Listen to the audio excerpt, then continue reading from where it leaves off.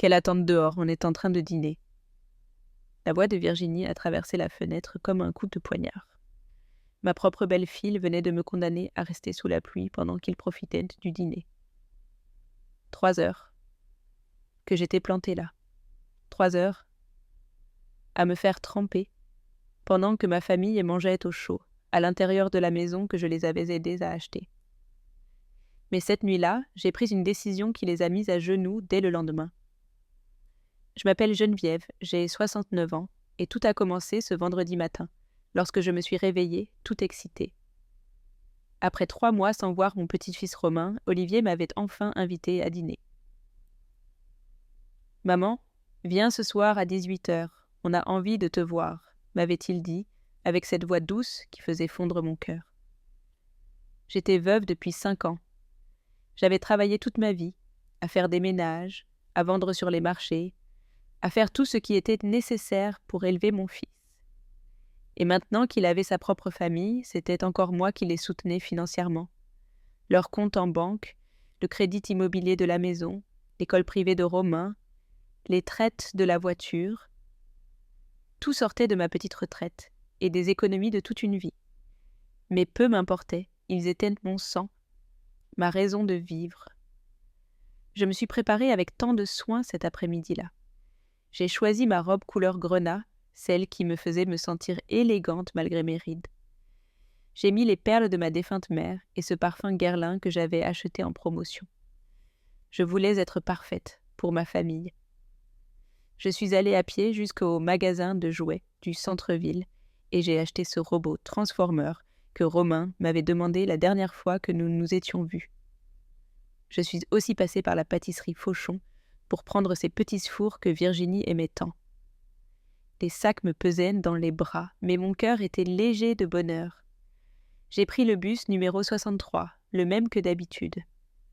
45 minutes de trajet à contempler la ville, à imaginer la surprise de Romain en voyant son cadeau. C'était une magnifique après-midi d'octobre. Le ciel était dégagé et il y avait cette brise douce qui me rappelait l'époque où Olivier était petit et où nous allions nourrir les pigeons au jardin du Luxembourg. Je suis arrivée dans leur quartier pavillonnaire, celui qui me rendait si fière car je savais que mes efforts avaient rendu possible leur vie ici. J'ai marché les 4 rues depuis l'arrêt de bus jusqu'à leur maison, ce pavillon de 2 étages avec jardin, dont mon nom figurait sur l'acte de propriété en tant que caution. J'ai sonné à 18 heures précises, comme nous en étions convenus. Et c'est là que mon cauchemar a commencé. Virginie a ouvert la porte avec un sourire forcé. Elle portait une élégante robe noire que je lui avais offerte le mois dernier. « Bonjour Geneviève », m'a-t-elle dit, sans m'inviter à entrer. « Écoute, tu arrives au mauvais moment, on a des invités et... » « Mais Olivier m'a invitée à dîner, » ai-je répondu, confuse, sentant les sacs devenir plus lourds. « Oui, mais tu sais quoi, attends-moi ici une petite minute, je vais lui parler. » Et elle m'a fermé la porte au nez. Je suis restée plantée sur le seuil sans comprendre ce qui se passait. Je pouvais entendre des voix à l'intérieur, des rires, le tintement des verres. Ça sentait le magret de canard, le vin, la fête. Mais moi, j'étais dehors. J'ai attendu 5 minutes, 10, 15. J'ai sonné à nouveau. Cette fois, c'est Olivier qui a ouvert, mon fils, ma fierté. L'homme pour qui j'avais tout sacrifié. « Maman, qu'est-ce que tu fais encore là ?» m'a-t-il demandé avec un sourire gêné. « Tu m'as dit de venir dîner, mon fils. Me voilà. » Il a regardé derrière lui, comme s'il consultait quelqu'un. « Écoute, maman, c'est que des amis de Virginie sont arrivés à l'improviste et on n'a pas assez à manger. Et si tu revenais plus tôt demain ?» J'ai eu l'impression de recevoir une gifle. J'avais dépensé mes derniers euros pour ces cadeaux, j'avais pris 2 bus, je m'étais préparée avec tant de soin. Mais, mon fils, j'ai apporté des cadeaux pour Romain et... Je sais, maman, mais comprends, c'est compliqué. Virginie est apparue derrière lui, une coupe de vin à la main. « Geneviève, vraiment, c'était un malentendu. On s'organise pour un autre jour, d'accord ? quand on aura plus de temps pour s'occuper de toi comme tu le mérites. Comme si j'étais un fardeau, comme si j'avais besoin qu'on s'occupe de moi par pitié. C'est alors que j'ai entendu la voix de Romain de l'intérieur. « C'est qui, papa ?»« Personne d'important, mon fils. Continue de manger, » a répondu Olivier. Personne d'important, sa propre grand-mère. Personne d'important. D'accord, ai-je réussi à murmurer. Je m'en vais. Mais au lieu de partir, je suis restée là. Je ne savais pas quoi faire, où aller. Les bus ne passaient plus aussi fréquemment à cette heure. Et puis, il a commencé à pleuvoir. D'abord une bruine légère, de petites gouttes qui se posaient sur mes cheveux fraîchement coiffés.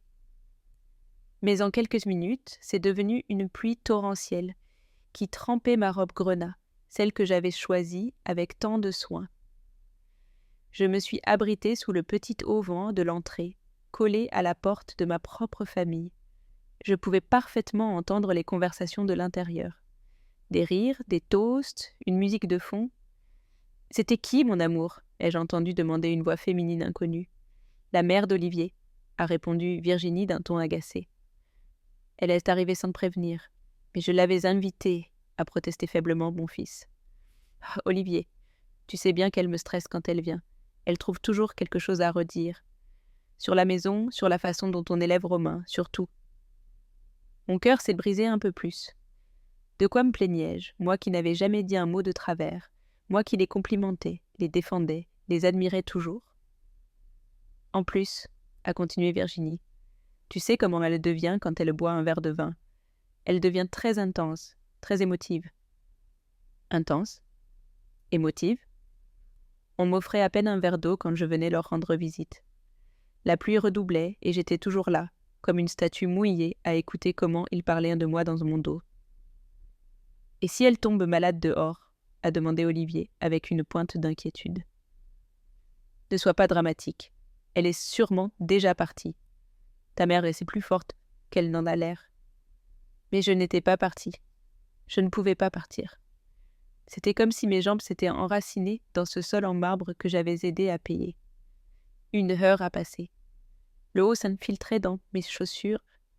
Je sentais mes vêtements collés à ma peau ridée. Je grelottais de froid. Mais quelque chose en moi refusait de bouger. J'ai sonné à nouveau. Cette fois, ils ont mis du temps à ouvrir. Quand ils l'ont finalement fait, c'est Olivier qui est apparu, l'air contrarié. « Maman, tu es encore là ? Tu vas tomber malade ?»« Mon fils, s'il te plaît, laisse-moi entrer, juste pour me sécher. Je promets de ne pas déranger. »« Écoute, maman, les invités sont mal à l'aise. Ce n'est rien de personnel, mais... » « Je suis ta mère, Olivier, la femme qui t'a donné la vie, qui a travaillé jour et nuit pour que tu puisses faire des études, qui continue de payer les factures de cette maison. » Son visage s'est durci. « Ça y est, tu recommences. C'est pour ça que Virginie ne veut pas que tu viennes si souvent. Tu transformes tout en drame. » Un drame ? Demander un peu de respect, c'était un drame ? Mon fils, je veux juste être avec ma famille, c'est trop demander. Olivier, ferme la porte. On refroidit toute la maison, a crié Virginie de l'intérieur. Et mon fils, mon propre fils, a obéi. Il a fermé la porte, sans plus d'explication. Je suis restée là, sous la pluie, sentant les larmes se mêler à l'eau qui tombait du ciel. Les sacs avec les cadeaux étaient trempés. Le papier cadeau se décomposait entre mes mains. Je me suis approchée de la fenêtre de la salle à manger. À travers les rideaux en dentelle que je leur avais offerts l'année dernière, j'ai pu voir la scène parfaite. La table mise avec la vaisselle fine, des coupes en cristal brillant sous la lumière du lustre, des gens élégants, conversant avec animation. Mon petit-fils Romain était là, assis sur sa chaise haute, mangeant tranquillement. Mon petit-fils, pour qui j'achetais des vêtements, des jouets, pour qui je payais l'école la plus chère de la ville. « Mamie Geneviève », ai-je murmuré en collant mon visage à la vitre embuée. À ce moment-là, Romain s'est tourné vers la fenêtre. Nos regards se sont croisés une seconde. Il m'a vu là, trempé, tremblant de froid. Mais au lieu de courir vers la porte pour m'embrasser, il a simplement continué à manger. Comme si de rien n'était, c'est alors que j'ai entendu la conversation qui m'a achevée. Tu as vu, elle est toujours là, a dit Virginie à son amie, en montrant la fenêtre où je me trouvais. Vous n'allez pas la laisser entrer, la pauvre? Elle est trempée. Surtout pas, qu'elle attende de dehors si ça lui chante. On dîne tranquillement et je ne vais pas la laisser nous gâcher la soirée. Mais c'est la grand-mère du petit? C'est une femme très compliquée. Elle veut toujours être le centre de l'attention. Si je la laisse entrer, elle va commencer avec ses drames, ses reproches, ses lamentations. Non, merci. Olivier est intervenu faiblement. Virginie, on pourrait peut-être... On pourrait quoi? La laisser venir nous gâcher la soirée? Ta mère doit apprendre qu'elle ne peut pas débarquer quand ça lui chante. Mais c'est moi qui l'ai invitée.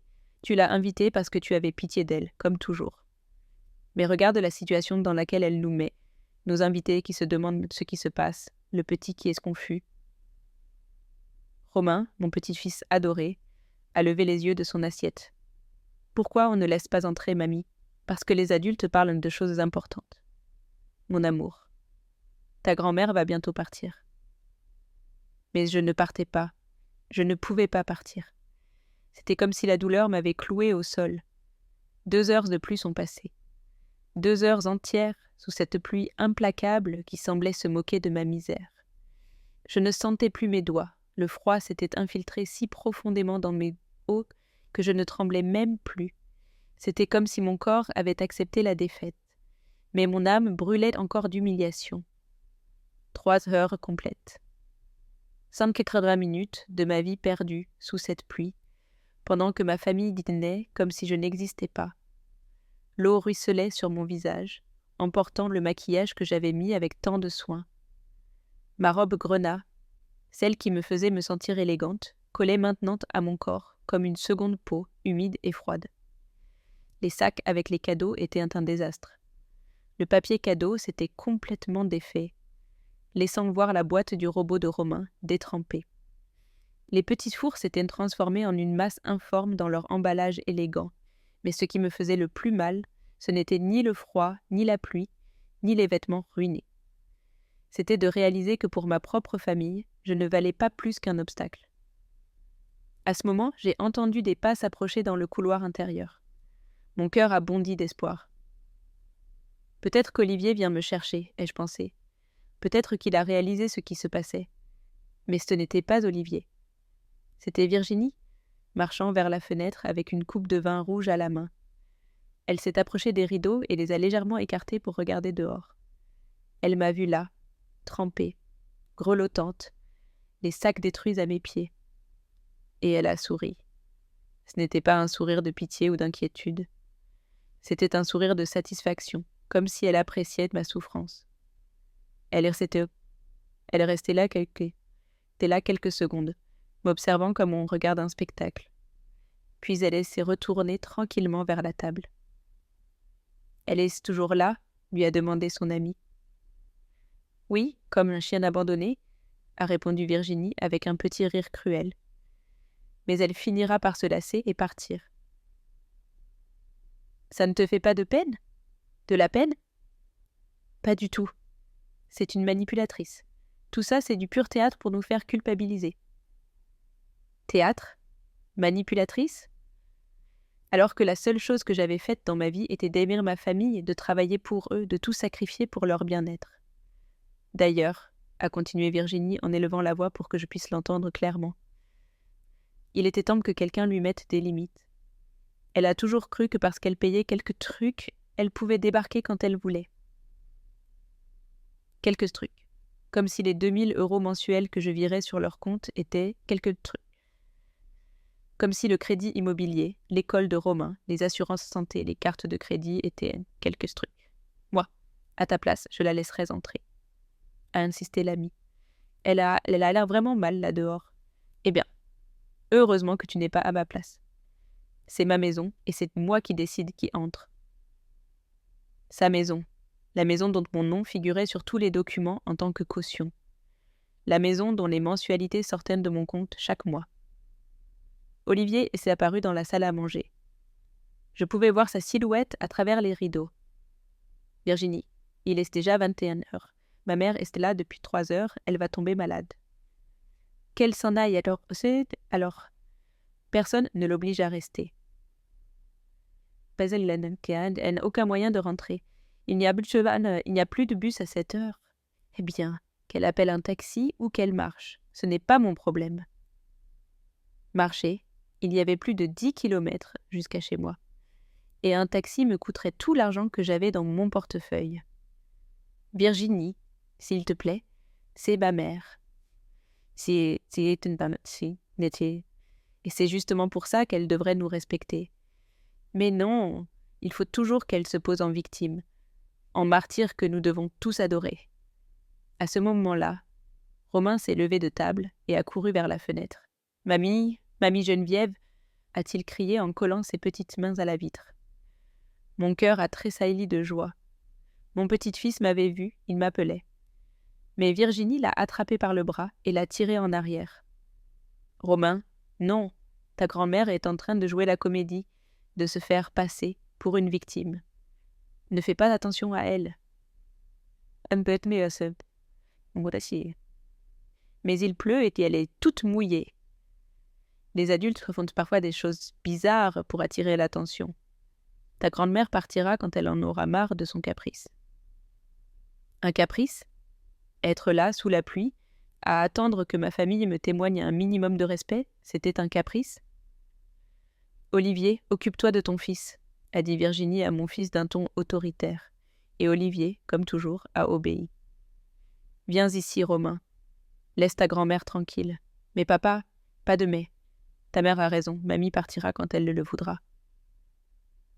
Mon petit-fils m'a regardé une dernière fois à travers la vitre. Dans ses yeux, j'ai vu de la confusion, de la tristesse, mais aussi quelque chose qui m'a fendu l'âme. De la peur de désobéir à ses parents, la peur de défendre sa grand-mère. Et à cet instant, j'ai su que je les avais perdus pour toujours. La pluie a continué de tomber sur ma tête, mais je ne la sentais plus. La douleur émotionnelle avait surpassé toute gêne physique. J'ai sorti mon téléphone portable de mon sac à main trempé. J'avais plusieurs messages de ma voisine, Amélie, me demandant comment s'était passé le dîner. Tout va bien, Geneviève. Comment va mon beau petit-fils ? Je n'ai pas pu lui répondre. Je n'avais pas les mots pour expliquer ce que je vivais. À la place, j'ai composé un autre numéro. Un numéro que je connaissais par cœur, mais que je n'aurais jamais pensé utiliser dans une telle situation. Le téléphone a sonné 1 fois, 2 fois, 3. Service clientèle, Société Générale. Patricia à votre écoute. En quoi puis-je vous aider ? Bonsoir, ai-je dit, la voix brisée par le froid et l'émotion. Je dois bloquer des comptes. Bien sûr, madame. Pouvez-vous me fournir votre numéro de client et une pièce d'identité ? Ma voix tremblait. Je ne savais pas si c'était à cause du froid ou de la décision que j'étais sur le point de prendre. Avec les doigts engourdis, j'ai dicté les numéros que l'opératrice me demandait. Parfait, madame Geneviève Dubois. Je vois que vous êtes titulaire de plusieurs comptes et cautions pour d'autres. Lesquels souhaitez-vous bloquer spécifiquement ? J'ai respiré profondément. À travers la fenêtre, je pouvais voir Virginie servir le dessert à ses invités. Romain riait de quelque chose qu'un des adultes avait dit. Olivier trinquait avec une coupe de vin qui avait probablement coûté plus cher que ce que je dépensais en nourriture en 1 semaine. « Tous !» ai-je répondu, avec une fermeté que je ne me connaissais pas. Je veux bloquer tous les comptes où j'apparais comme titulaire ou caution. Je comprends. Puis-je vous demander le motif ? C'est pour le rapport. Suspicion d'utilisation non autorisée. Ai-je menti sans ciller ? Très bien. Je vois ici le compte courant se terminant par 4547, le livret A se terminant par 2841 et les comptes joints se terminant par 7890 et 5432. Vous apparaissez également comme caution sur un crédit immobilier et 2 cartes de crédit. Souhaitez-vous toutes bloquer ? Chaque numéro qu'elle mentionnait était un morceau de ma vie. Le compte courant où arrivait ma retraite, les économies que j'avais accumulées euro par euro pendant 40 ans de travail, les comptes joints auxquels Olivier avait accès pour les dépenses de la maison et l'éducation de Romain. Tout, ai-je répété. Madame, Je dois vous informer que cela signifie que personne ne pourra effectuer de retrait, de virement ou utiliser les cartes associées jusqu'à ce que vous autorisiez le déblocage. Êtes-vous sûr ? À travers la fenêtre, j'ai vu Virginie se lever élégamment de table, avec cette grâce que seules donnent les années passées sans se soucier de l'argent. Elle se dirigeait vers la cuisine, probablement pour servir plus de vin. Complètement sûre. Parfait. Le processus prendra environ 2 heures pour être effectif. Avez-vous besoin d'autre chose ? Oui, je veux que vous m'envoyiez par courriel la confirmation de toutes les opérations bloquées. Bien sûr, votre demande a été enregistrée sous le numéro de dossier 78 936. Autre chose pour vous aider ? Non, merci. J'ai raccroché le téléphone avec une étrange sensation de paix. Pour la première fois en 3 heures, j'ai souri. Je me suis éloignée de la fenêtre et j'ai marché vers la porte d'entrée une dernière fois. J'ai sonné avec insistance, comme s'il s'agissait d'une urgence. Cette fois, c'est Virginie qui a ouvert, clairement agacée. « Geneviève, quelle partie de « tu ne peux pas entrer » n'as-tu pas comprise ?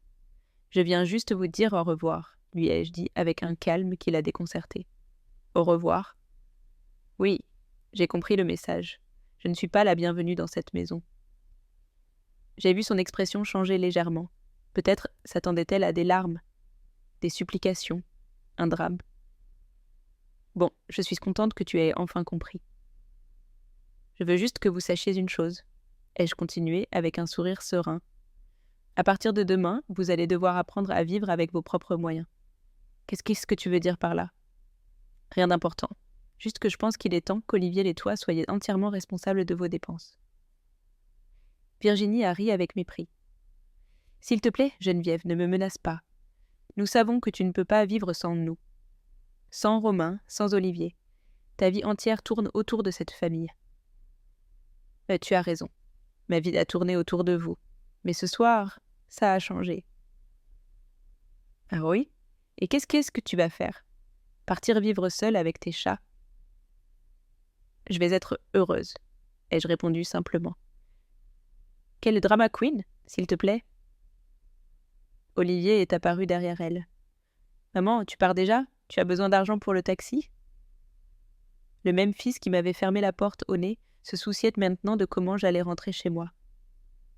Je n'ai besoin de rien de vous, mon fils, plus jamais. Ne sois pas comme ça, maman. Tu sais comment est Virginie quand elle a des invités. On en reparle demain. Il n'y a rien à dire, Olivier, dit Olivier. Pourquoi es-tu si bizarre ? On dirait que, comme s'il t'était arrivé quelque chose. J'ai éclaté de rire. Un rire amer, mais libérateur. Oui, il m'est arrivé quelque chose. J'ai réalisé que j'ai gâché ma vie. Maman, n'exagère pas. Je n'exagère pas.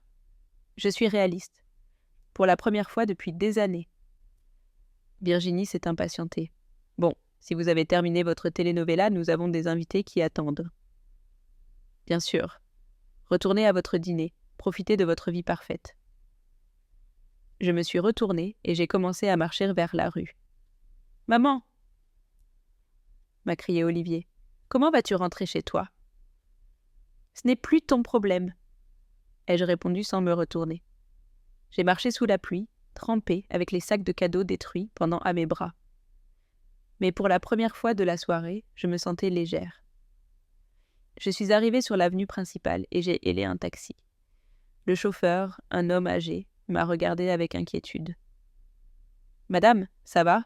Vous êtes trempée. »« Je vais parfaitement bien, » lui ai-je répondu. Et c'était vrai. Pendant tout le trajet jusqu'à la maison, je n'ai pas pu m'arrêter de sourire. Dans mon sac, le téléphone a vibré avec la confirmation de la banque. « Chère cliente, nous vous confirmons que tous vos comptes ont été bloqués avec succès. Aucune transaction ne pourra être effectuée sans nouvelle autorisation. Demain allait être une journée très intéressante. Je suis arrivée chez moi vers 23 heures, complètement trempée, mais avec une étrange sensation de liberté que je n'avais pas ressentie depuis des années. J'ai enlevé ma robe grenade ruinée, j'ai pris une douche chaude et j'ai mis mon pyjama le plus confortable. Pour la première fois depuis longtemps, j'ai dormi profondément. sans cauchemar, sans souci pour les dépenses d'Olivier, sans anxiété pour plaire à Virginie. C'était comme si j'avais laissé un fardeau de 50 kilos à la porte de cette maison. Je me suis réveillée le lendemain avec le soleil entrant par ma fenêtre. Il était 8 heures du matin et je me sentais ressourcée. J'ai préparé mon café noir habituel, des tartines avec de la confiture maison, et je me suis assise sur mon petit balcon pour profiter du petit déjeuner. Mon téléphone était resté silencieux toute la nuit. Je l'ai vérifié et je n'avais aucun message. C'est étrange, ai-je pensé. Olivier m'écrit toujours pour savoir si je suis bien rentrée. Mais je me suis souvenue de la nuit précédente et j'ai compris que les choses avaient changé pour toujours. À 9h30, on a sonné à ma porte. J'ai regardé par la fenêtre et j'ai vu ma voisine, Amélie, debout sur le palier avec un sac de croissants. « Bonjour Geneviève, comment s'est passé le dîner hier ? Tu as l'air très détendue. » Je lui ai tout raconté. Chaque détail de mon humiliation, chaque parole cruelle de Virginie, chaque moment sous la pluie. Amélie m'a écoutée, les yeux de plus en plus écarquillés. « Je n'arrive pas à croire qu'il t'ait fait ça, » m'a-t-elle dit, indignée. « Après tout ce que tu as fait pour eux, ça ne m'importe plus, Amélie. Pour la première fois de ma vie, j'ai pris une décision pour moi. Tu as bloqué tous les comptes, tous. Et je ne compte pas les débloquer avant qu'ils me demandent pardon à genoux. » Amélie a ri. « J'adore cette nouvelle Geneviève. Il était temps. » Nous étions en train de discuter quand mon téléphone s'est mis à sonner comme un fou. C'était Olivier. « Réponds chez lui, » m'a dit Amélie avec malice. « Ça va devenir intéressant. »« Allô ? Maman, qu'est-ce que tu as fait ? Bonjour mon fils, comment vas-tu ce matin ? Maman, ne fais pas l'innocente. Les cartes ne fonctionnent plus. Virginie est allée au supermarché et toutes ses cartes ont été refusées. On est allé à la banque et ils nous ont dit que les comptes sont bloqués. Ah oui ? Oui. Pourquoi tu as fait ça ? Parce que c'est mon argent, Olivier. Et j'ai décidé que je ne voulais plus le partager avec des gens qui me manquent de respect. Maman, n'exagère pas. Virginie était nerveuse à cause des invités. Tu sais comment elle est. Je sais parfaitement comment elle est. C'est pour ça que j'ai pris cette décision. Mais tu ne peux pas faire ça. On a des dépenses, des engagements. Le paiement de l'école de Romain doit passer aujourd'hui. Ce n'est plus mon problème. Comment ça ? Ce n'est pas ton problème. C'est ton petit-fils. Mon petit-fils qui m'a vu hier sous la pluie et qui n'a pas bougé le petit doigt pour merder. Je pouvais entendre Virginie lui crier quelque chose en arrière-plan. Virginie dit que si tu ne débloques pas les comptes, elle va devoir chercher du travail. Quelle merveilleuse nouvelle. Il était temps. Maman, s'il te plaît, viens à la maison et on en parle. Je ne mettrai pas un pied dans cette maison tant que Virginie ne m'aura pas demandé pardon pour m'avoir traité comme un chien errant. Tu exagères. 3 heures sous la pluie. C'est exagéré. Et Olivier était resté silencieux. Maman, écoute.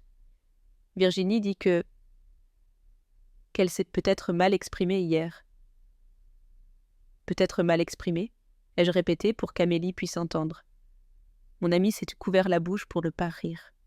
Oui, tu sais comment elle est quand elle est stressée. Mon fils, je vais te dire quelque chose et je veux que tu m'écoutes bien. Pendant 5 ans, j'ai payé ton crédit immobilier, les cartes de crédit, l'école de Romain, le supermarché, l'essence, les assurances santé, les vacances. Tout. Et le seul paiement que j'ai reçu en retour, c'est de l'humiliation. Ce n'est pas vrai. Ah non. Quand est-ce que Virginie m'a remercié pour quelque chose pour la dernière fois ? Quand est-ce que vous m'avez invité à dîner sans que j'aie à supplier ? Quand est-ce que vous avez traité mes opinions avec respect ? Olivier n'a pas répondu. Exactement, jamais. Mais maman, on est une famille. La famille, ça se respecte, mon fils. Et vous avez perdu ce droit hier. J'ai raccroché et j'ai mis le téléphone en silencieux. Amélie a applaudi. Bravo! Tu m'as donné des frissons, je suis si fière de toi. Merci, mais ce n'est que le début. 30 minutes plus tard, on a sonné à ma porte. J'ai regardé par la fenêtre et j'ai vu la voiture d'Olivier garée devant. Lui et Virginie en sont sortis et se sont dirigés vers ma porte. Ils sont arrivés. Et je dis ça à Amélie. Tu veux que je parte ? Surtout pas. Reste. J'ai besoin d'un témoin. J'ai ouvert la porte avant qu'il ne sonne. Virginie avait les yeux rouges et gonflés, comme si elle avait pleuré. Olivier avait l'air désespéré. « Maman, s'il te plaît, il faut qu'on parle. » « Mais regardez, on peut parler ici, sur le palier. Amélie reste comme témoin. »« Témoin de quoi ?» a demandé Virginie d'une voix brisée. « De ce que vous allez dire. » Virginie s'est approchée d'un pas. « Geneviève, je suis vraiment désolée pour hier. J'étais stressée avec les invités et je n'ai pas pensé aux conséquences de mes paroles. » « Quelles paroles spécifiquement ?»« Eh bien, quand j'ai dit que tu devais attendre dehors. »« C'est tout ?» Virginie a regardé Olivier, cherchant de l'aide. « Je regrette aussi de t'avoir fait attendre si longtemps. Combien de temps, exactement ? » ?»« Je ne sais pas. 1 heure ? » ?»« 3 heures, Virginie. 3 heures sous la pluie. »« Oui, 3 heures. Je suis vraiment désolée. »« Et que regrettais-tu d'autre ? » ?»« Quoi d'autre ? » ?»« Hier, tu as dit beaucoup de choses. Que j'étais une manipulatrice, que c'était du pur théâtre, que je devais attendre dehors comme un chien abandonné. » Le visage de Virginie s'est décomposé. « Je n'ai pas dit ça. Si tu l'as dit, et tu as aussi dit que j'étais une femme compliquée, que je voulais toujours être le centre de l'attention, que tu devais me mettre des limites. » Olivier l'a regardé, surpris. « Tu as dit tout ça ?» Olivier, peu importe ce que j'ai dit. L'important, c'est que j'étais en colère et que je n'ai pas réfléchi. Si, ça importe, l'ai-je interrompu, parce que ces mots vont te montrer ce que tu penses vraiment de moi. Geneviève, s'il te plaît, débloque les comptes et oublions tout ça. Non. Comment ça, non ? Je ne débloquerai rien tant que tu ne m'auras pas demandé pardon. Un vrai pardon. À genoux. À genoux ? S'est indignée Virginie. C'est humiliant. Comme c'était humiliant pour moi d'être 3 heures sous la pluie, à attendre que ma famille me donne un peu de dignité. Olivier est intervenu. Maman, sois raisonnable. Virginie t'a déjà demandé pardon. Ce n'étaient pas des excuses sincères. C'étaient des excuses par convenance. Qu'est-ce que tu veux que je fasse ? A demandé Virginie, désespérée. Je veux que tu t'agenouilles ici, devant Amélie comme témoin, et que tu me demandes pardon pour chacune des cruautés que tu m'as dites hier. C'est trop ? Alors il n'y a pas d'accord. Je me suis retournée pour entrer chez moi. « Attends !» a crié Virginie. Elle m'a regardée avec un mélange de désespoir et d'orgueil blessé. Je pouvais voir comment elle luttait intérieurement entre son besoin d'argent et sa résistance à s'humilier devant moi. « D'accord », a-t-elle finalement murmuré. Olivier l'a regardée, surpris. « Virginie, tu n'es pas obligée de… »« Si je dois le faire », l'a-t-elle interrompu, les larmes aux yeux. « Nous n'avons pas le choix. » Lentement, très lentement, Virginie s'est agenouillée sur le sol de mon entrée. Ses genoux ont touché le carrelage froid que j'avais moi-même posé des années auparavant, quand j'avais acheté ce petit appartement avec mes économies. « Geneviève, » a-t-elle commencé, la voix brisée, « je te demande pardon de t'avoir laissé attendre sous la pluie. »« Continue, » lui ai-je dit fermement. « Je te demande pardon de t'avoir appelée manipulatrice. »« Et quoi d'autre ?» Virginie a respiré profondément, les larmes coulant sur ses joues. « Je te demande pardon d'avoir dit que c'était du pur théâtre, de t'avoir comparé à un chien abandonné, d'avoir dit que tu étais une femme compliquée. Et pourquoi d'autre ? Pour avoir dit que je devais te mettre des limites, pour ne pas avoir reconnu tout ce que tu as fait pour nous, pour t'avoir manqué de respect dans ma propre maison. » Amélie observait la scène, les yeux grands ouverts. Olivier semblait mal à l'aise, agitant nerveusement les pieds. « Et tu promets que ça ne se reproduira plus jamais ? » « Je le promets, » a murmuré Virginie. Je ne t'ai pas entendu. « Je le promets » a-t-elle crié avec désespoir. « Relève-toi, lui ai-je finalement dit. Virginie s'est relevée lentement, s'essuyant les larmes du revers de la main. Sa robe élégante avait maintenant de la poussière sur les genoux. Très bien. Maintenant, passons à la deuxième partie. La deuxième partie ? A demandé Olivier, alarmé. Oui, les excuses ne sont que la première étape. Maintenant, voici les nouvelles règles. Quelles règles ? Virginie avait l'air terrifiée. Asseyez-vous ici, sur les chaises du balcon. Ça va prendre un moment. Olivier et Virginie se sont assises comme des écoliers réprimandés. Amélie s'est installée confortablement dans sa chaise, avec un sourire de satisfaction. Règle numéro 1, ai-je commencé. Je ne serai plus votre banque personnelle. À partir de maintenant, vous serez responsable de toutes vos dépenses. Mais maman... Laisse-moi finir, Olivier. Règle numéro 2. Je ne virerai que les dépenses de base de Romain. Son école, sa nourriture, ses vêtements. Mais les cours de piano, de natation, d'anglais et toutes ces choses supplémentaires, c'est fini. Jusqu'à ce que vous puissiez les payer ? Virginie a pâli. Règle numéro 3. Plus de restaurants chers, de voyages, de vêtements de marque ou de caprices payés avec mon argent. Geneviève, c'est impossible. On ne peut pas vivre comme ça. Bien sûr que si.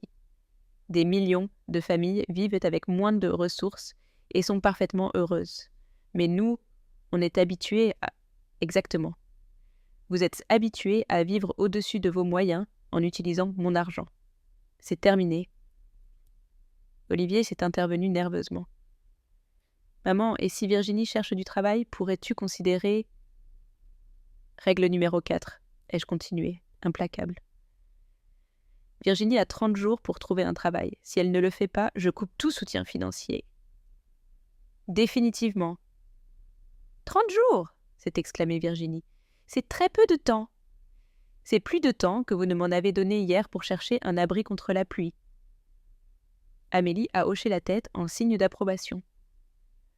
Règle numéro 5. Mes visites se feront sur invitation spécifique. Finis les « viens quand tu veux » pour ensuite me faire attendre sur le pas de la porte. D'accord, a murmuré Olivier.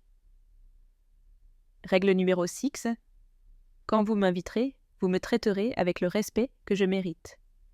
Fini de me faire sentir comme une visiteuse gênante dans la maison que j'ai aidé à payer. Oui, maman. Règle numéro 7. Virginie va prendre des cours de savoir-vivre et de respect envers les personnes âgées. C'est humiliant. Comme c'était humiliant pour moi d'entendre tes commentaires hier. Virginie a regardé Olivier, suppliant de l'aide, mais il était trop effrayé pour me contredire. Règle numéro 8. Vous allez ouvrir un compte d'épargne où vous déposerez 10% de tous les revenus que vous aurez. Il est temps que vous appreniez à être responsable financièrement. Mais si nous n'avons pas de revenus, a protesté Virginie, alors tu ferais mieux de trouver du travail rapidement. Règle numéro 9. Pas de carte de crédit supplémentaire. Celles que vous avez sont suffisantes, et la règle numéro 10, ai-je dit avec un sourire, est la plus importante de toutes. Laquelle ? Ont-ils demandé tous les deux à l'unisson. Un seul manque de respect, une seule humiliation, un seul commentaire méprisant envers moi, et tout est terminé. Pour toujours, sans seconde chance. Le silence était sépulcral. Virginie pleurait en silence. Olivier avait l'air vaincu. Et Amélie souriait fièrement. « Êtes-vous d'accord avec toutes les règles ?» ai-je demandé. « Oui, » a murmuré Olivier. Virginie. « Oui, a-t-elle répondu entre deux larmes. Parfait. Amélie est témoin de cet accord. Si vous le rompez, elle pourra le confirmer. Geneviève, a dit Virginie d'une voix suppliante. Quand vas-tu débloquer les comptes ? Quand je verrai des résultats concrets. Quand Virginie aura trouvé un travail. Quand vous me traiterez avec un respect sincère. Quand vous aurez prouvé que vous avez compris la leçon. Et en attendant, vous allez devoir vous débrouiller avec ce que vous avez dans liquide. 10. Olivier a sorti son portefeuille et l'a vérifié. Je n'ai que 50 €. Et moi 20, a ajouté Virginie. Alors vous feriez mieux de bien gérer cet argent jusqu'à ce que les choses changent. Virginie s'est levée de sa chaise, tremblante. Et si je ne trouve pas de travail dans 30 jours? Alors vous devrez déménager dans un endroit moins cher, retirer Romain de l'école privée et vivre comme vivent les gens normaux. Tu ne peux pas nous faire ça. Bien sûr que si. C'est mon argent, et c'est moi qui décide comment il est utilisé. Olivier s'est approché de moi, le visage suppliant. Maman, s'il te plaît, sois flexible. Virginie va changer, tu as vu qu'elle s'est excusée. Elle s'est excusée parce qu'elle n'avait pas le choix. Quand quelqu'un s'excuse par véritable repentir, c'est très différent. Que devons-nous faire pour que tu nous pardonnes vraiment? A demandé Virginie, désespérée. Me prouver que au cours des prochains mois que vous appréciez vraiment ce que j'ai fait pour vous, que vous me respectez, non pas pour mon argent, mais parce que je suis la matriarche de cette famille. Nous le ferons, a promis Olivier. Je l'espère, parce que c'est votre dernière chance. Ils sont partis cet après-midi-là, les mains vides et la tête basse. Je les ai vus s'éloigner par la fenêtre, parlant entre eux avec des gestes désespérés. « Geneviève, m'a dit Amélie quand ils sont partis, tu es mon héroïne. Si seulement toutes les femmes de notre âge avaient le courage que tu as eu. » Les jours suivants ont été révélateurs. Pour la première fois depuis des années, mon téléphone ne sonnait pas constamment avec des demandes d'argent, des plaintes sur les dépenses ou Virginie demandant que je lui vire juste un petit quelque chose, pour un caprice. Le silence était magnifique. Amélie venait tous les après-midi prendre le café avec moi. Le bruit avait couru dans l'immeuble sur ce qui s'était passé, et mes voisines me félicitaient d'avoir posé des limites. « Geneviève, on savait toutes que cette belle fille te saignait à blanc, » m'a dit Madame Rose du 4e étage. « Mais on n'aurait jamais pensé que tu aurais le courage de lui couper les vivres. » Le 5e jour, Virginie est apparue à ma porte, seule. Elle avait l'air hagard, avec des cernes profonds et les cheveux en désordre.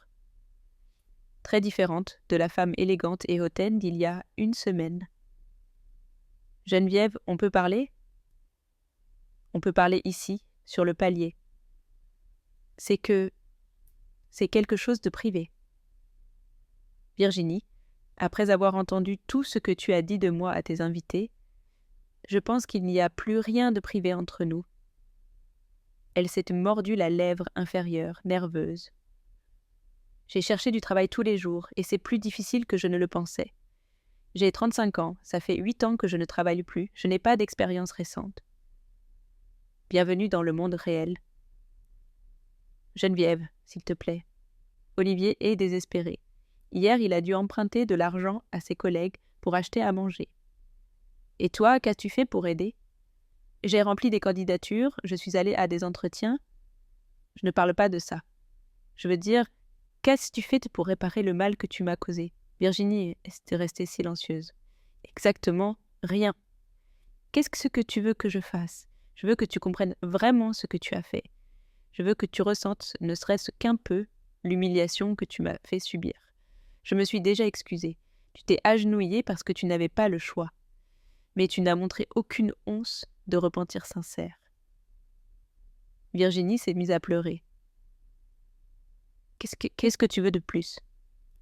Je veux que tu ailles voir chacune des personnes qui étaient chez toi ce soir-là et que tu leur dises la vérité. Que tu leur dises que tu m'as laissé 3 heures sous la pluie, que tu m'as traité comme un animal, que tout ça est arrivé parce que je suis une femme qui mérite le respect. C'est humiliant. Exactement. Maintenant, tu sais ce que j'ai ressenti. Je ne peux pas faire ça. Ce sont que mes amies. Je passerai pour une quoi ? Pour une femme cruelle qui maltraite sa belle-mère ? Parce que c'est exactement ce que tu es. Virginie a séché ses larmes avec la manche de son pull bon marché. C'était la première fois que je la voyais sans vêtements de marque. Si je fais ça, tu débloqueras les comptes ? C'est un premier pas, mais ce n'est pas suffisant. Quoi d'autre ? Je veux que tu cherches du travail sérieusement. Pas des candidatures par Internet depuis ton canapé.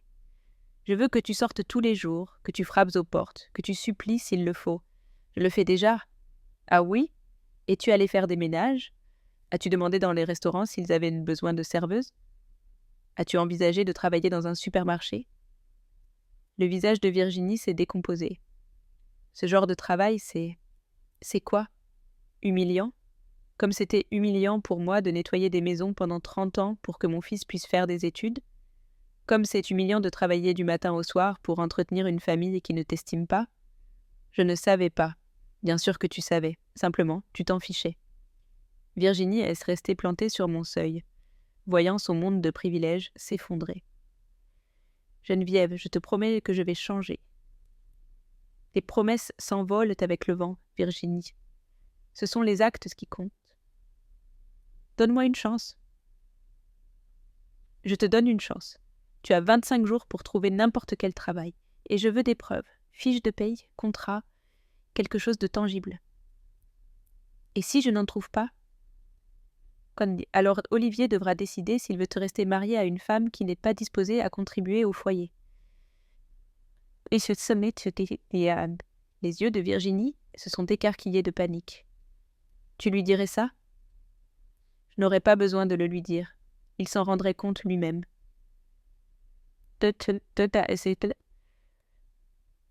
S'il te plaît. Geneviève, j'ai un fils. Romain est mon petit-fils, avant d'être ton fils. Et il ira bien, parce que je ne l'abandonnerai jamais. Mais toi, tu dois gagner ta place dans cette famille. Virginie est partie ce jour-là, plus pâle qu'à son arrivée. 2 jours plus tard, Olivier était venu me rendre visite. Il avait l'air mal aussi, mais il y avait quelque chose de différent en lui. Une humilité que je n'avais pas vue depuis des années. « Maman, je peux entrer ?» ?»« Bien sûr, mon fils. » Il s'est assis dans mon petit salon, regardant autour de lui comme s'il le voyait pour la première fois. « Ton appartement a toujours été accueillant, » m'a-t-il dit. Je ne sais pas pourquoi je ne m'en suis jamais rendu compte. Parce que tu étais trop occupé à profiter de la maison que je t'ai aidé à payer. Tu as raison, et tu as raison pour tout ce qui se passe. Je l'ai regardé, surprise. C'était la première fois qu'Olivier me donnait raison sur quelque chose concernant Virginie. Tu le penses vraiment? Maman, ces jours sans argent m'ont ouvert les yeux. Virginie a été hystérique, me criant que j'étais un incapable parce que je ne pouvais pas subvenir aux besoins de ma famille. Elle m'a dit des choses horribles. Comme quoi? Que j'étais un raté, que sans ton argent, nous n'aurions jamais pu avoir la vie que nous avons, que je ne l'avais épousée que parce que j'avais une mère riche. J'ai eu l'impression de recevoir un coup de poignard. Elle t'a dit ça? Oui, et pire encore. Elle m'a dit que tous ses amis se moquent de nous parce que nous dépendons d'une vieille. Une vieille, ces mots, pas les miens. Je me suis levée de ma chaise, furieuse. Olivier, cette femme ne t'aime pas. Elle t'utilise. Je le sais, maman. Je le sais maintenant. Et qu'est-ce que tu vas faire? Je ne sais pas. J'ai peur de me retrouver seule, que Romain grandisse sans une famille complète.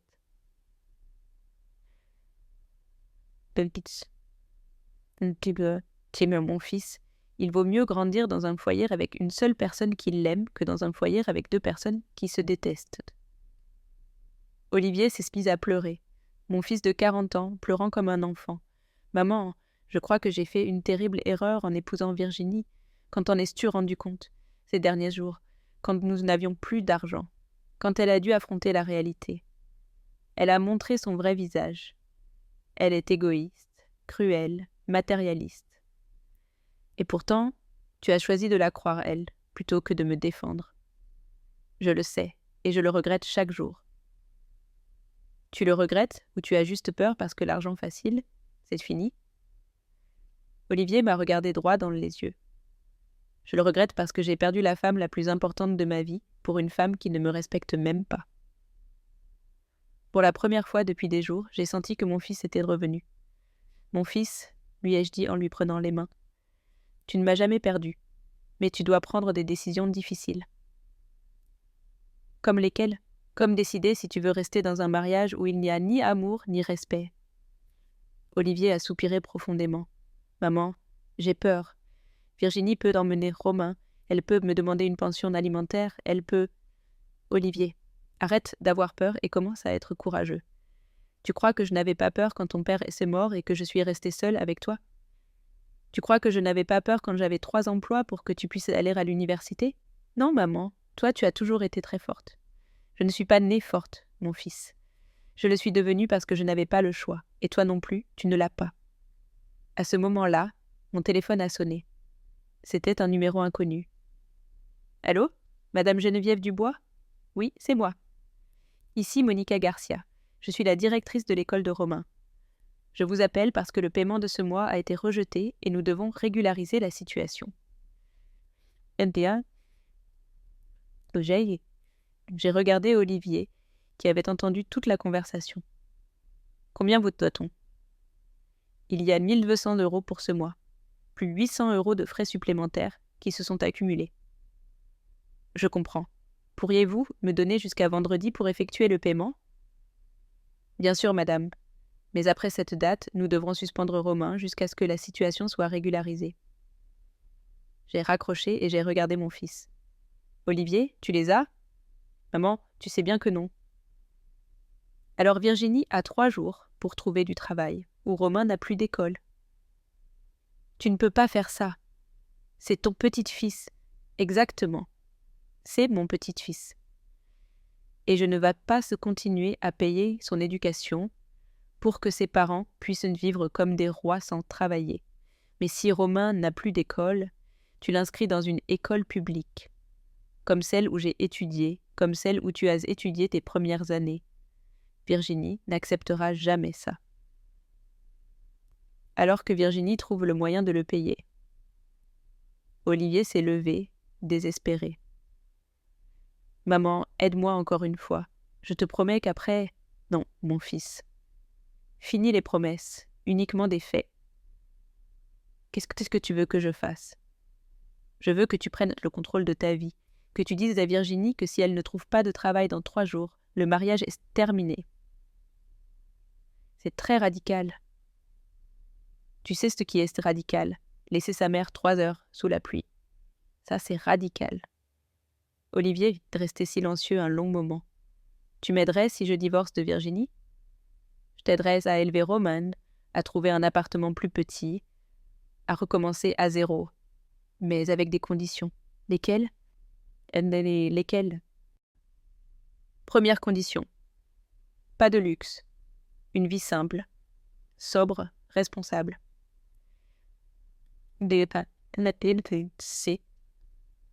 D'accord. Deuxième condition. Tu vas valoriser mes efforts et mes sacrifices. Tu ne me considéreras plus jamais comme acquise. D'accord. Troisième condition. Si un jour tu te remaries, ta nouvelle compagne devra respecter la place que j'ai dans cette famille. D'accord pour tout, maman. Très bien. Alors rentre chez toi et parle à Virginie. Dis-lui qu'elle a 72 heures pour trouver un travail où le mariage est terminé. Et si elle dit non, alors tu auras ta réponse sur le genre de femme qu'elle est vraiment. Olivier s'est parti cet après-midi-là avec un mélange de détermination et de nervosité. Je suis restée à attendre, sachant que les prochaines heures seraient décisives. Je n'ai pas eu à attendre longtemps. À 23 heures, Virginie est apparue à ma porte, furieuse. « Ouvre cette porte, Geneviève !» J'ai ouvert et je l'ai trouvée, dépeignée, les yeux rouges de rage. « Comment oses-tu mettre des idées dans la tête d'Olivier? De quoi parles-tu? Il m'a dit que si je ne trouvais pas de travail dans 3 jours, il allait divorcer de moi. »« Ah, il t'a dit ça? Oui, et c'est de ta faute. » »« Non, Virginie. C'est de ta faute. Pour être une profiteuse égoïste. » »« Je ne suis pas une profiteuse. »« Ah non? Quand as-tu travaillé pour la dernière fois? » ?»« Quand as-tu contribué financièrement au foyer pour la dernière fois? » ?»« Je m'occupe de la maison, je m'occupe de Romain. Romain est à l'école 8 heures par jour et tu as une femme de ménage que j'aide aussi à payer. Virginie est restée sans argument. Geneviève, s'il te plaît, ne détruis pas mon mariage. Je ne détruis rien du tout, c'est ton attitude qui le détruit. Qu'est-ce que tu veux de moi? Je veux que dès demain, tu sortes chercher du travail, n'importe quel travail, et que tu en trouves un avant vendredi. C'est impossible? Ce n'est pas impossible, c'est difficile, il y a une différence. Et si j'en trouve un, tu débloqueras les comptes, je recommencerai à collaborer, progressivement. Mais ce ne sera plus jamais comme avant. Qu'est-ce que ça veut dire? Ça veut dire que vous devrez vivre principalement de ce que vous gagnerez. Je n'aiderai que pour les besoins de base de Romain. Virginie s'est mise à pleurer de frustration. Ce n'est pas juste. Tu sais ce qui n'est pas juste? Qu'une femme de 69 ans doive travailler pour entretenir 2 adultes capables. Mais on a besoin de toi. Vous n'avez pas besoin de moi. Vous avez besoin de mon argent. Il y a une grande différence. Geneviève, s'il te plaît. Virginie, je vais te dire quelque chose et je veux que tu le graves bien dans ta tête. Si demain tu ne sors pas chercher du travail sérieusement, si vendredi tu n'as pas de source de revenus, je débloquerai les comptes uniquement pour aider Olivier à divorcer de toi. Les yeux de Virginie se sont écarquillés de terreur. Tu ferais ça? Sans hésiter. Mon fils mérite une femme qui l'aime, pas une qui l'utilise. J'aime Olivier. Non, Virginie. Tu aimes la vie confortable qu'Olivier peut t'offrir grâce à mon argent. Ce n'est pas vrai. Alors prouve-le. Trouve un travail, subviens aux besoins de ta famille et démontre que tu peux aimer Olivier sans mon argent dans l'équation. Virginie est partie cette nuit-là, vaincue, mais avec un ultimatum clair. Le lendemain, très tôt, je l'ai vue sortir de chez elle, habillée simplement, un dossier sous le bras. Pour la première fois en 8 ans, Virginie sortait chercher du travail. C'était un début. Le vendredi est arrivé plus vite que prévu. Je prenais mon petit déjeuner tranquillement quand on a sonné à la porte à 7 heures du matin. C'était Olivier, avec Romain par la main et une petite valise. « Maman, on peut entrer ?»« Bien sûr. »« Qu'est-ce qui s'est passé ?» ?»« Virginie a trouvé un travail, » m'a-t-il dit avec un sourire fatigué. Serveuse dans un restaurant, elle commence aujourd'hui. J'ai ressenti un mélange de surprise et de fierté. Je ne m'attendais pas à ce qu'elle y arrive vraiment. Et pourquoi as-tu une valise? Parce que hier soir, Virginie et moi avons eu une conversation très honnête. Je lui ai dit que nous devions repartir de zéro, que je voulais que nous allions sur une thérapie de couple, que les choses devaient changer radicalement. Et qu'est-ce qu'elle t'a répondu? Olivier a soupiré profondément. Elle m'a dit qu'elle préférait divorcer plutôt que de vivre comme une femme de la classe moyenne. Qu'elle ne s'était pas mariée avec moi pour travailler comme serveuse et vivre en comptant ses centimes. Elle a vraiment dit ça? Ses mots exacts ont été « Si ta mère ne continue pas à financer mon style de vie, alors ça n'a aucun sens que nous restions ensemble. » Je suis restée sans voix. Virginie avait montré son vrai visage, sans aucune dissimulation. « Et toi, que lui as-tu dit ?»« Que tu avais raison. Qu'effectivement, ça n'avait aucun sens de rester ensemble si elle n'était avec moi que pour l'argent. » Romain, qui était resté silencieux, s'est approché de moi. « Mamie Geneviève, maman ne m'aime plus ?» Je me suis accroupie pour être à sa hauteur. « Mon amour, ta maman t'aime beaucoup, mais parfois, les adultes ne peuvent pas vivre ensemble parce qu'ils pensent très différemment. Je vais vivre avec toi et papa ?» Ses petits yeux se sont illuminés. « Tu aimerais ça ? » « Oui, ici, ça sent toujours bon et tu me fais des longues scarlis. » J'ai senti mon cœur fondre. « Mon fils, » ai-je dit à Olivier, « es-tu sûr de ta décision ?» Complètement. Ces derniers jours, j'ai réalisé que je vivais dans un mensonge. Virginie ne m'a jamais aimée. Elle n'aimait que le confort que je pouvais lui offrir grâce à toi. Et tu ne regrettes pas? Pas du tout. Je me sens libérée. Mon téléphone a sonné. C'était Virginie. « Tu réponds ?» m'a demandé Olivier. « Bien sûr. »« Geneviève ?» ?»« Oui, Virginie. Olivier t'a déjà raconté ?»« Oui, il m'a raconté que tu avais trouvé du travail. »« Félicitations. »« Ne me félicite pas, c'est horrible. 8 heures debout, des clients désagréables, des pourboires misérables. Bienvenue dans le monde réel. Geneviève, on peut arranger ça. Je peux continuer à travailler si tu recommences à nous aider financièrement comme avant. » Non, Virginie. Olivier a pris sa décision. Mais il ne peut pas s'occuper de Romain tout seul. Il ne sera pas seul. Il sera avec moi. Avec toi? Qu'est-ce que tu veux dire? Qu'Olivier et Romain viennent vivre chez moi, le temps qu'ils se stabilisent financièrement.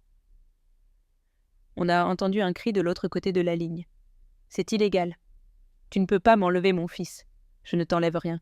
C'est toi qui as décidé que l'argent était plus important que ta famille.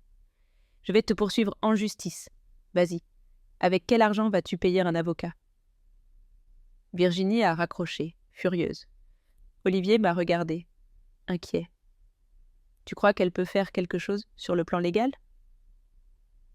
Mon fils, une femme qui abandonne sa famille parce qu'elle ne veut pas se travailler aura du mal à obtenir la garde d'un enfant. Les mois suivants ont été parmi les plus beaux de ma vie. Olivier a trouvé un deuxième travail à temps partiel. Romain a commencé dans une école publique et contre toute attente, il était plus heureux que jamais. « Mamie, m'a-t-il dit un après-midi alors que nous faisions les devoirs ensemble, pourquoi avant, maman était toujours en colère ? Parce que ta maman ne savait pas être heureuse avec des choses simples. Ouais, je suis heureuse ici avec toi. Vraiment ? Oui ? Ici, il n'y a pas de cris, pas de disputes, et il y a toujours de la bonne nourriture. Olivier avait complètement changé. Il était plus affectueux, plus reconnaissant, plus présent. Le soir, après que Romain se soit endormi, nous restions à discuter comme quand il était petit. « Maman, m'a-t-il dit un soir, pardonne-moi pour toutes ces années, pour t'avoir considérée comme acquise, pour ne pas t'avoir défendue, pour avoir permis à Virginie de te traiter mal. C'est déjà pardonné, mon fils. » Vraiment ? Vraiment. Parce qu'au final, tout ça nous a aidés à nous retrouver. Virginie a tenté plusieurs fois de faire revenir Olivier. Elle lui promettait qu'elle avait changé, qu'elle comprenait maintenant la valeur du travail, qu'il pouvait être heureux avec moins d'argent. Mais Olivier n'est plus tombé dans ces manipulations. Maman m'a appris quelque chose de très important, lui a-t-il dit la dernière fois que Virginie est venue supplier. Elle m'a appris que le véritable amour ne se négocie pas, ne se conditionne pas et ne s'achète pas. 1 an plus tard, j'étais sur mon balcon, regardant Romain jouer dans le petit jardin, quand le téléphone a sonné. « Madame Geneviève ? » « Oui. » « Ici la maîtresse de Romain. Je voulais juste vous féliciter. Votre petit-fils est l'un des enfants les plus polis et les plus heureux de l'école. » « Merci. » « Et je voulais vous demander si vous seriez intéressé pour donner une conférence à d'autres grandes mères sur l'éducation. Beaucoup traversent des situations similaires à la vôtre. » « Quel genre de situation ? » « Des familles qui les utilisent financièrement, des enfants qui ne les estiment pas, des belles filles qui les maltraitent. Votre histoire est devenue très connue dans le quartier. » J'ai ri. « Mon histoire est connue ? » « Oui, les femmes de votre âge vous admirent beaucoup. Elles disent que vous leur avez donné le courage de poser des limites. J'ai accepté de donner des conférences. Chaque samedi, un groupe de grandes mères vient chez moi et nous partageons nos expériences. Beaucoup ont pris des décisions similaires à la mienne et leurs vies se sont considérablement améliorées. « Geneviève, m'a dit Madame Carmen il y a quelques semaines, tu nous as appris qu'il n'est jamais trop tard pour retrouver notre dignité. » Il y a quelques jours, Amélie m'a apporté une lettre qui était arrivée dans sa boîte par erreur. C'était de Virginie. « Geneviève, disait la lettre, 2 ans ont passé, et je comprends enfin ce que tu as essayé de m'apprendre. Travailler m'a fait apprécier les choses que je tenais pour acquises avant. Maintenant, j'ai un compagnon, un homme simple, qui m'aime pour qui je suis, pas pour ce que j'ai. Je ne te demande pas pardon, car je sais que je ne le mérite pas. Mais je veux que tu saches que tu m'as rendu un service. Tu m'as forcé à grandir. » Je n'ai pas répondu à la lettre. Certaines blessures guérissent mieux en silence. Ce matin, pendant que je préparais le petit déjeuner, Romain m'a serré par la taille. « Mamie, tu sais quoi ? » ?»« Quoi, mon amour ? » ?»« Tu es la femme la plus forte du monde. »« Pourquoi dis-tu ça ? Parce que papa m'a raconté que quand j'étais petit, ma maman t'a très maltraité. Mais tu ne t'es pas laissé faire, tu as dit non et tu nous as tous sauvés. » J'ai souri en remuant les œufs. Il avait raison. Cette nuit-là, sous la pluie, je ne me suis pas seulement sauvée moi-même. J'ai sauvé mon fils d'un mariage toxique. J'ai sauvé mon petit-fils de grandir dans un environnement de fausseté et j'ai sauvé ma propre dignité. À 69 ans, j'ai appris la leçon la plus importante de ma vie. L'amour-propre n'est pas de l'égoïsme, c'est de la survie. Et il n'est jamais, jamais trop tard pour dire Ça suffit. 5 ans ont passé depuis cette nuit, sous la pluie, qui a changé ma vie pour toujours. Aujourd'hui, alors que j'écris ces lignes sur mon petit balcon, je peux voir Romain jouer au football dans le parc avec ses amis de l'école publique. Il a 13 ans maintenant, et c'est un garçon noble, travailleur et respectueux. Mon histoire est devenue légendaire dans le quartier. Les femmes m'arrêtent dans la rue pour me raconter comment mon exemple les a inspirées à poser des limites dans leur propre famille. Certaines ont cessé d'être la banque personnelle de fils ingrats, d'autres ont divorcé de maris qui les traitaient comme des servantes. Beaucoup ont retrouvé leur estime de soi après des années de maltraitance émotionnelle. Geneviève m'a dit hier Madame Patricia de l'immeuble d'en face. Ma fille me demandait de l'argent pour ses caprices depuis 10 ans, tout en me traitant comme une moins que rien. Après avoir entendu ton histoire, je lui ai dit que c'était fini. Maintenant, elle travaille comme infirmière et vient déjeuner chez moi tous les dimanches. Notre relation n'a jamais été aussi bonne. Et puis ça, de l'MPT. Ces histoires se répètent chaque semaine. Je suis devenue, sans le vouloir, une sorte de leader communautaire pour les femmes âgées. J'ai un groupe WhatsApp appelé « Grandes mères émancipées » où nous partageons nos expériences et nous nous soutenons mutuellement. Olivier s'est épanoui en tant qu'homme et en tant que père. Il a obtenu une promotion à son travail et gère maintenant son propre département. Il n'a plus besoin de 2 emplois. Il vit dans un petit appartement digne, à 3 rues de chez moi. Il vient dîner avec moi tous les mercredis et dimanches, et chaque visite est sincère, remplie de conversations et de rires. « Maman, m'a-t-il dit dimanche dernier, je n'aurais jamais imaginé que la décision la plus douloureuse de ma vie finirait par être la plus libératrice. Tu parles du divorce ? Je parle de t'avoir choisi, toi, plutôt que Virginie. Pour la première fois de ma vie d'adulte, j'ai pris la bonne décision. » Romain étudie dans une excellente école publique. Ses notes sont meilleures que lorsqu'il était dans le privé, et il a développé une sensibilité sociale qu'il n'avait pas auparavant. L'autre jour, il est venu me demander s'il pouvait inviter à dîner un camarade de classe dont les parents traversent des difficultés économiques. « Mamie, tu te souviens, quand on vivait dans la grande maison et que maman était toujours en colère ? » Je me souviens, mon amour. Je préfère 1000 fois cette vie. Ici, il y a la paix. Virginie s'est mariée il y a 2 ans avec un comptable qu'elle a rencontré dans le restaurant où elle travaillait. D'après ce que m'a raconté Amélie, qui l'a appris par les ragottes du quartier, ils attendent un bébé. Je suis contente de savoir qu'elle a trouvé son chemin, même si c'est loin de nous. Curieusement, je l'ai croisée au supermarché il y a quelques mois. Elle s'est approchée avec une certaine timidité. « Bonjour Geneviève. »« Bonjour Virginie. Comment va Romain ? » ?»« Il va très bien, c'est un garçon heureux. J'en suis ravie. » Elle est restée silencieuse un moment, comme si elle cherchait ses mots. « Geneviève, je voulais te dire que tu avais raison. Surtout. » « Surtout ? » ?»« Sur le fait que je n'aimais pas vraiment Olivier. Sur le fait que j'étais une profiteuse. Sur le fait que j'avais besoin d'apprendre à apprécier les choses. Je l'ai regardé, sans rancune. « Je suis contente que tu l'aies compris. Pourrais-tu saluer Romain de ma part ? » ?»« Bien sûr. » Elle est partie cet après-midi-là, les larmes aux yeux, mais aussi avec une dignité que je ne lui avais jamais vue. Ma vie économique a complètement changé. Je ne suis plus la banque familiale et mes économies ont considérablement augmenté. J'ai pu rénover mon appartement, voyager pour la première fois de ma vie pour découvrir les plages de la Côte d'Azur, et je me suis même acheté une petite voiture d'occasion, mais très jolie. « Geneviève, » me dit Amélie, qui est toujours ma meilleure amie et confidente, « tu as l'air d'avoir 10 ans de moins. » C'est vrai. Je me sens jeune, pleine de vie, puissante. À 74 ans, je vis la meilleure période de ma vie. Le mois dernier, une assistante sociale de la mairie est venue me voir. Ils avaient entendu parler de mon histoire et voulaient me proposer de coordonner un programme pour les personnes âgées victimes de violences économiques familiales. Madame Geneviève, votre cas est devenu un exemple à suivre.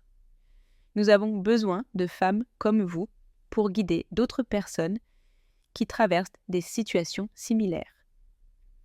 J'ai accepté immédiatement.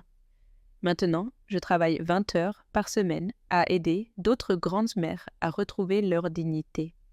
C'est le travail le plus gratifiant que j'ai jamais eu. La semaine dernière, une femme de 81 ans est venue me consulter. Son fils l'avait fait sortir de sa maison pour la vendre et garder l'argent, lui promettant de s'occuper d'elle chez lui. Mais il se la faisait dormir dans un débarras et l'utilisait comme nounou, gratuite, pour ses 5 petits-enfants. Madame Geneviève, vous croyez qu'à mon âge, je peux recommencer à zéro ? Madame Carmen, j'ai recommencé à zéro à 69 ans. Vous avez tout le temps du monde. Je l'ai aidée à porter plainte, à récupérer ses biens et à trouver un endroit digne où vivre. Maintenant, elle donne aussi des conférences à d'autres femmes sur les droits des personnes âgées. Ces cas se répètent constamment.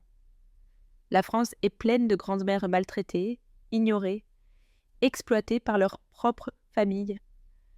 Mon histoire leur a donné de l'espoir. Dimanche dernier, Romain m'a posé une question qui m'a bouleversée. « Mamie, tu crois que quand je serai grand, je traiterai bien ma femme ?»« Pourquoi me demandes-tu ça ?»« Parce que je me souviens comment papa laissait maman te traiter mal, et je ne veux pas être comme ça. » Mon amour, le simple fait que tu t'en soucies signifie que tu es déjà différent. Tu me promets que si un jour je traite mal quelqu'un, tu me gronderas ? Je te le promets, cette conversation m'a rempli d'espoir. Romain grandit avec des valeurs solides, en voyant l'exemple d'une grand-mère qui se respecte et d'un père qui a appris à valoriser les femmes de sa vie. Ce matin, en prenant mon café matinal, je réfléchissais au chemin parcouru. Cette nuit sous la pluie a été le point de rupture, mais aussi ma renaissance. J'ai appris qu'il n'est jamais trop tard pour dire non. Que le véritable amour inclut le respect, qu'être bonne ne signifie pas être stupide. Que la famille qui vous maltraite ne mérite pas votre sacrifice. Mais surtout, j'ai appris qu'une femme peut se réinventer à tout âge. Mon téléphone sonne constamment. Des femmes qui veulent me raconter leur histoire, me demander conseil, me remercier de leur avoir donné du courage. Je suis devenue la voix de milliers de grandes-mères qui, pendant des années, ont souffert en silence. Il y a quelques jours, une journaliste était venue m'interviewer pour un article sur la violence familiale envers les personnes âgées. « Madame Geneviève, que diriez-vous à une femme qui vit ce que vous avez vécu ? Je lui dirais que sa dignité vaut plus que n'importe quel confort, qu'il vaut mieux être seule et en paix qu'accompagnée et humiliée, qu'il n'est jamais, jamais trop tard pour recommencer à zéro. Regrettez-vous quelque chose ? Je regrette seulement d'avoir mis si longtemps à réagir. » L'article a été publié la semaine dernière et mon téléphone n'a pas arrêté de sonner. Des femmes de tout le pays m'appellent pour me raconter leurs histoires similaires. Hier soir, alors que j'aidais Romain avec ses devoirs de mathématiques, il m'a dit quelque chose qui m'a rempli le cœur. « Mamie, ma maîtresse nous a demandé d'écrire sur notre héros préféré. Et sur qui vas-tu écrire ? Sur toi ? Sur moi ? Pourquoi ? Parce que tu es la seule personne que je connaisse qui a transformé la tristesse en force. » Aujourd'hui, 5 ans après cette nuit qui a changé mon destin, je peux dire avec certitude que j'ai été courageuse, que j'ai choisi ma dignité plutôt que le confort, que j'ai sauvé non seulement ma vie, mais aussi celle de mon fils et de mon petit-fils. Et chaque fois que je vois une femme âgée qui marche la tête haute, qui pose des limites, qui se respecte, je sens que mon histoire en valait la peine. Car parfois, une seule femme qui dit « ça suffit » peut changer le monde.